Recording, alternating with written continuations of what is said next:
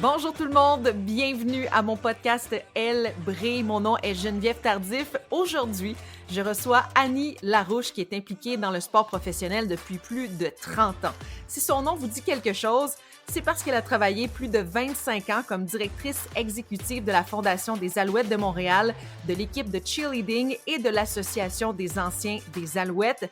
Elle entame maintenant un nouveau chapitre dans sa vie puisqu'elle travaillera pour la Ligue canadienne élite de basketball afin de diriger ses opérations montréalaises. Salut Annie! Bonjour Geneviève!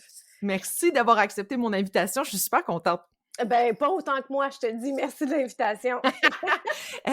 Premièrement, félicitations pour ce nouveau poste, c'est vraiment le fun.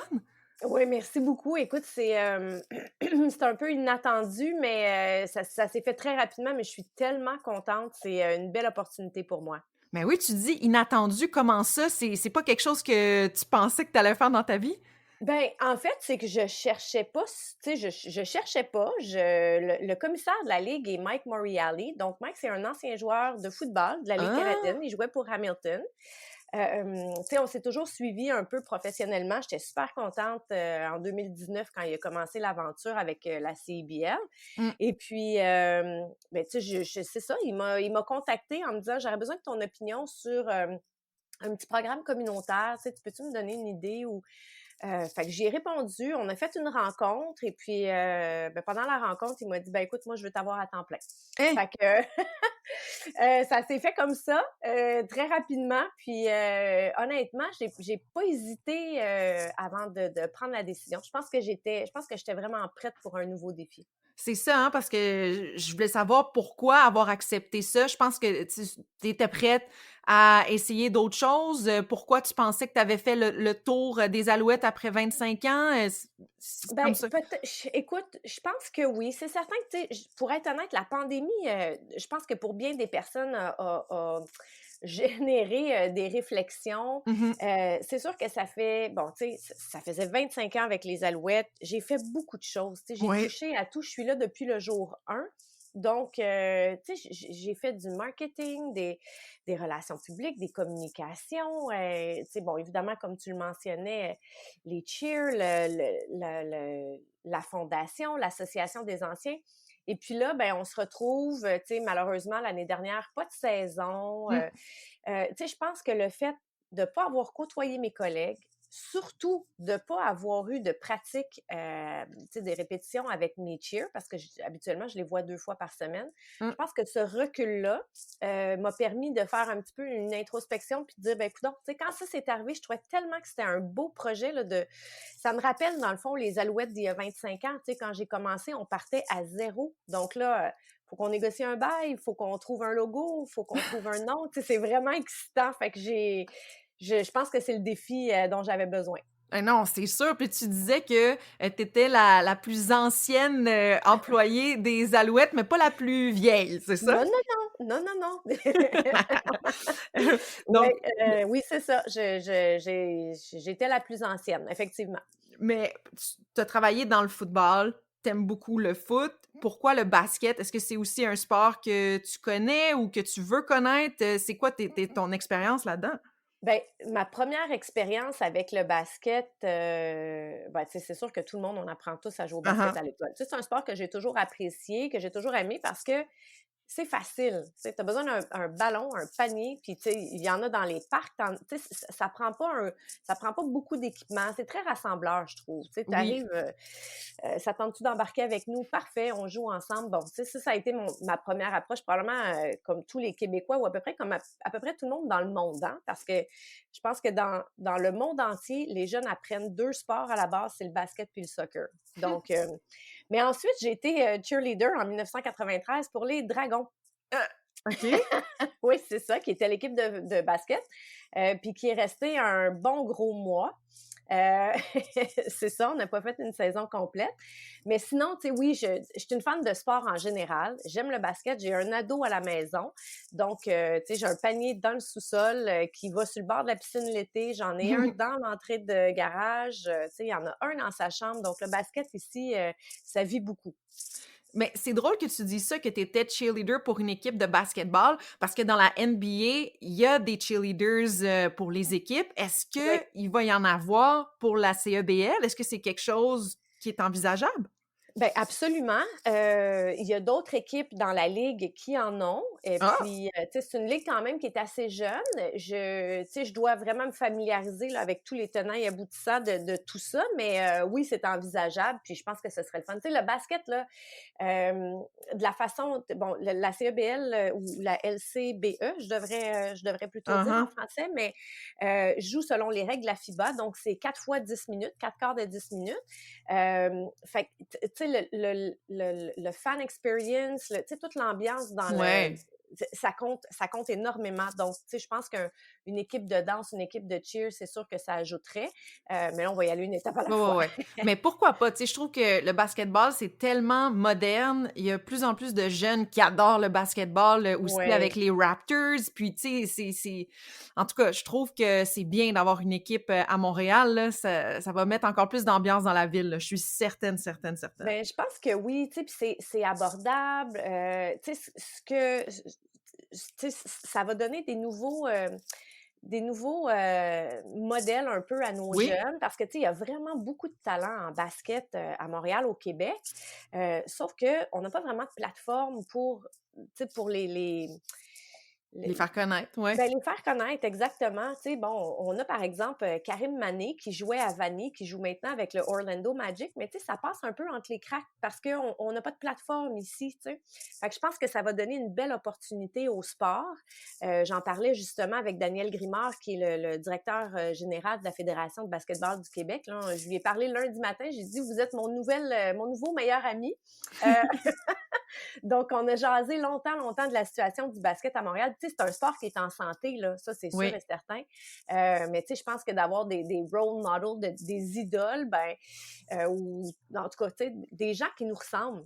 Tu sais, les jeunes vont pouvoir s'identifier à ces jeunes-là. Ils vont avoir été aux mêmes écoles. Tu sais, c'est le gars d'à côté, c'est le voisin. Tu sais, je pense que ça va être bénéfique.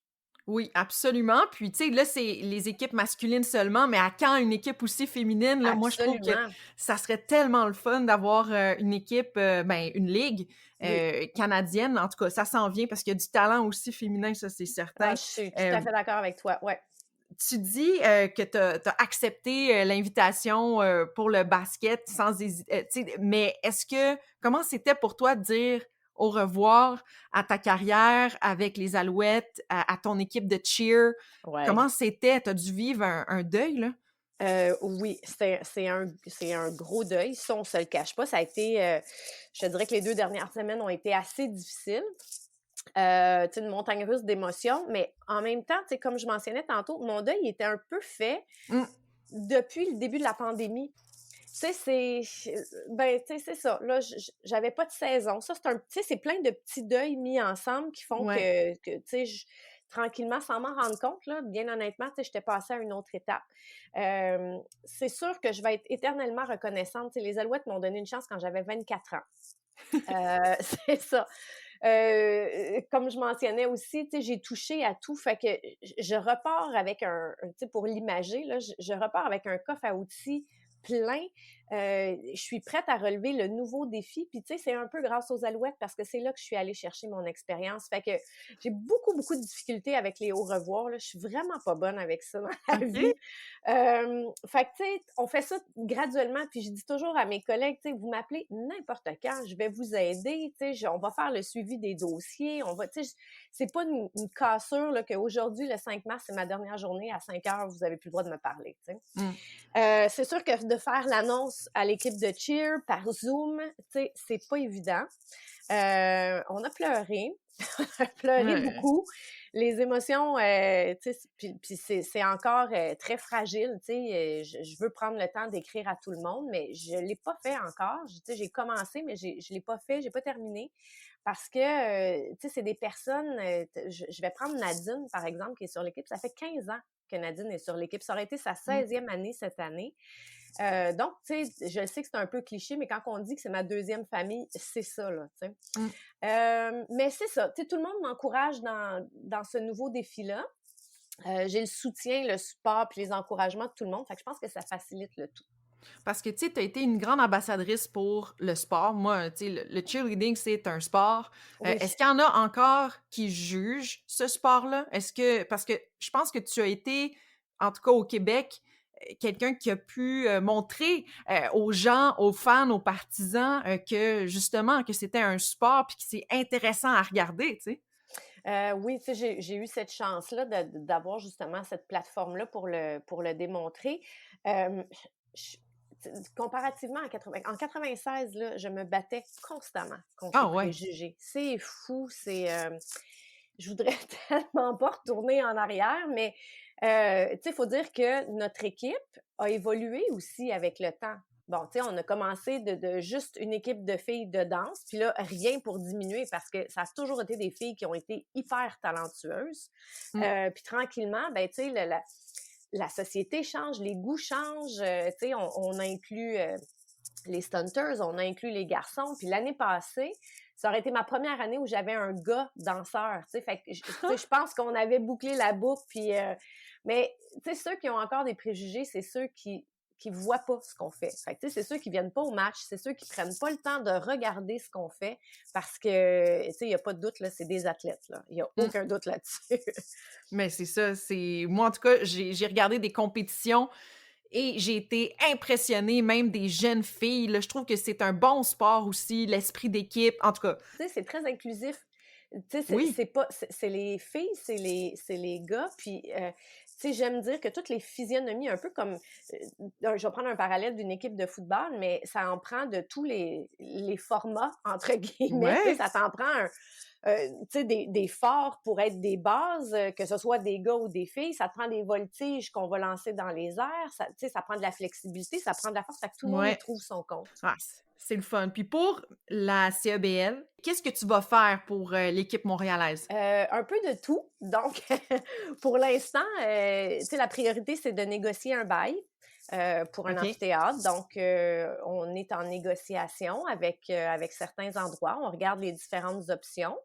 Tu sais, c'est un point qui est hyper important parce que, bon, tu sais, on le sait, là, par le passé, il y en a eu 6 équipes à Montréal qui ont essayé ben, tu sais, qui ont été créées en basketball puis Mhm. qui ont pas fait long feu, tu sais, 1 ou 2 ans maximum.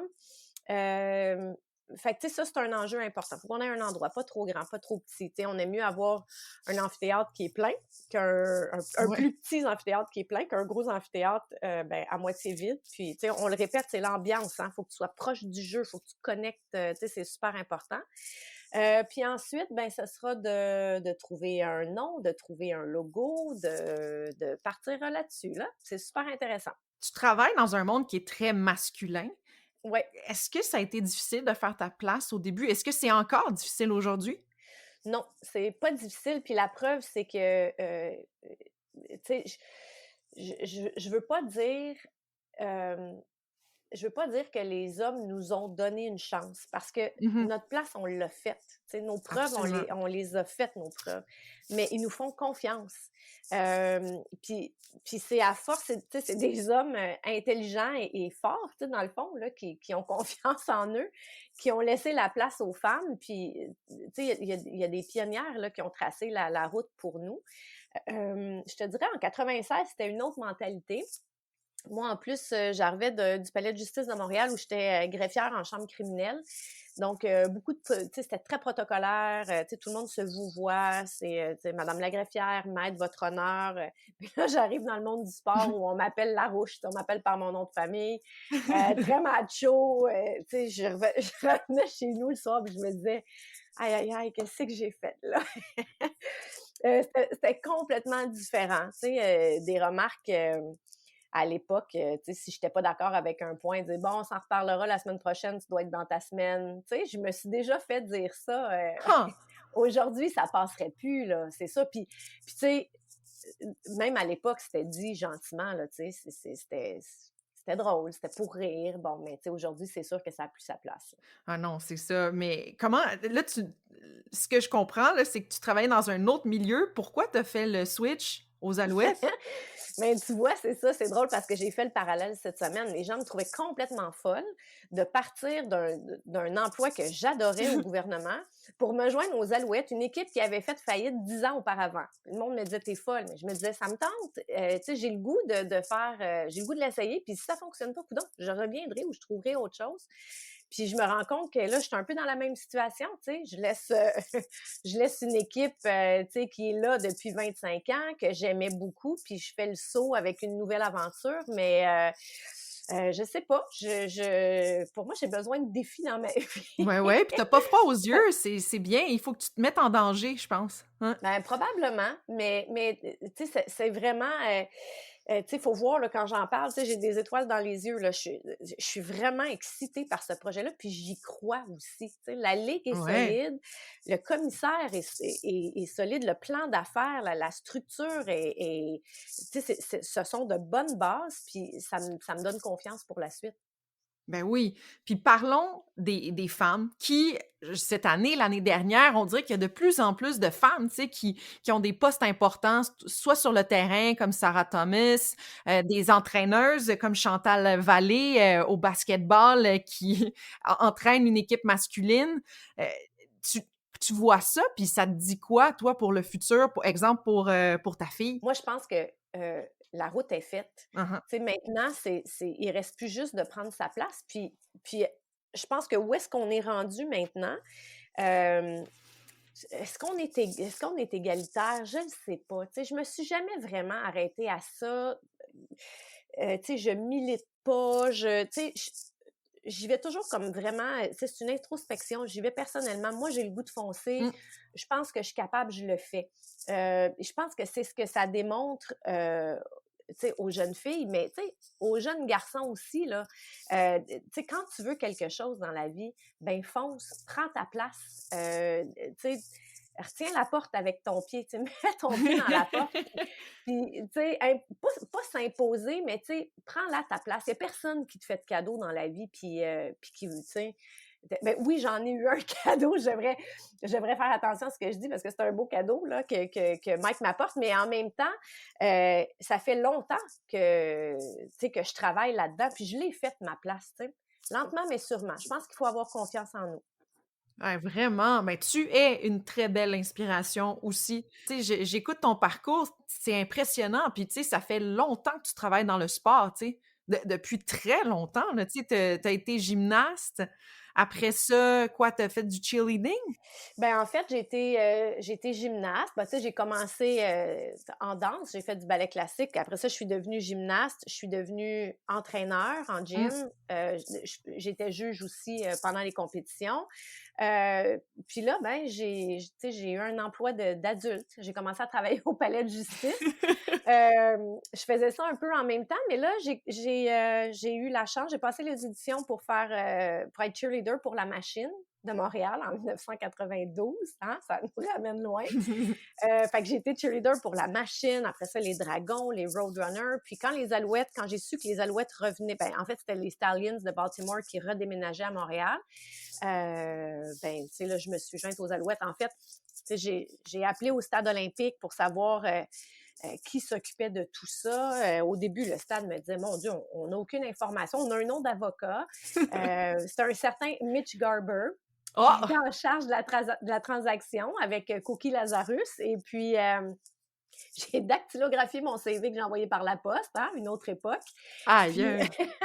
et puis, j'ai fait des suivis. Puis, tu sais, j'ai appelé. Puis, un jour, Mitch m'a dit, écoute, tu sais, merci de ta persévérance. J'ai ton CV. Il est sur le top de la liste, mais tu comprendras que là, tu sais, c'est pas les cheers pour l'instant qui sont la priorité, mais je te rappelle. Puis, j'ai eu le poste.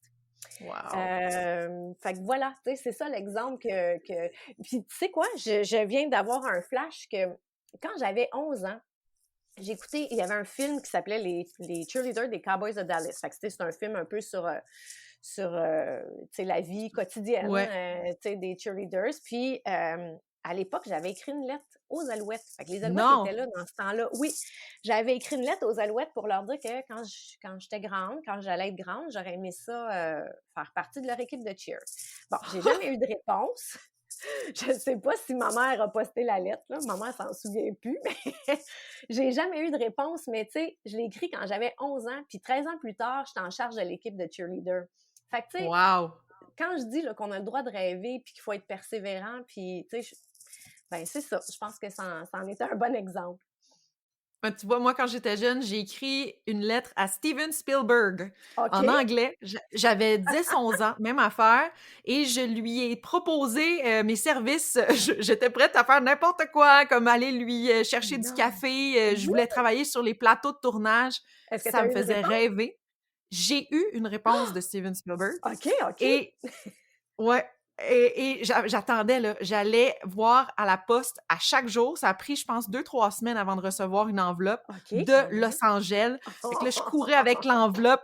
Maman, j'ai reçu la lettre de Steven Spielberg. Et, tu sais, c'était une lettre dactylographiée aussi qui me remerciait d'avoir écrit à Steven Spielberg avec un autographe signé de Steven Spielberg.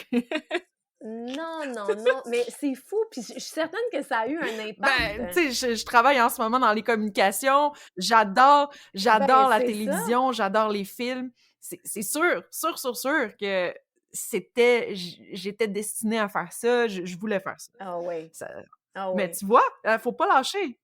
Ah, Ne- j'aime ça, j'aime Ah, c'est ça. très... Je me sens moins seule. Ah! En tout cas, mais là, pour savoir, Oui, tu travailles maintenant pour la LCBE. oui. Tu vas être dans l'organisation de l'équipe montréalaise qui va faire ses débuts en 2022. Tes plus grands rêves, en as-tu? En as-tu encore? Ce serait quoi pour toi, là, ton plus grand rêve dans ta carrière? Tu sais, moi, j'y vais pas à long terme. Je suis une passionnée, fait que j'y vais avec, Hein, hein. tu sais, ben, je dis j'y vais pas à long terme, on s'entend, là. Je pense qu'on peut comprendre que j'ai une loyauté là-dedans après 25 ans aux Alouettes, mais moi, tant que je suis passionnée, tant que ça me motive, tu sais, je suis là. Donc, je te dirais que pour l'instant, là, mon plus grand rêve, c'est d'arriver à mai 2022 puis d'avoir un amphithéâtre rempli avec une équipe qui part. T'sais. On commence là, notre premier match, puis ça y est, c'est parti. Là, en ce moment, c'est à ça que je rêve. Mm. Puis si on fait bien les choses, mais ça, encore une fois, les bases vont être solides, puis ça va rester. Moi, j'y crois vraiment à ça. Puis, ça va développer le sport aussi. Puis, dans les circonstances actuelles, là, on a tellement besoin de sport, tout le monde, tous Ah! nos jeunes. Puis, de divertissement aussi, fait que je pense que ça va tomber pile, puis ça va faire du bien à tout le monde. Fait que, ce que je souhaite, c'est que ça dure longtemps, que ça commence sur des bonnes bases, puis que ça dure longtemps. Après, Ben, je ne sais pas. Une chose à la fois. Ouais.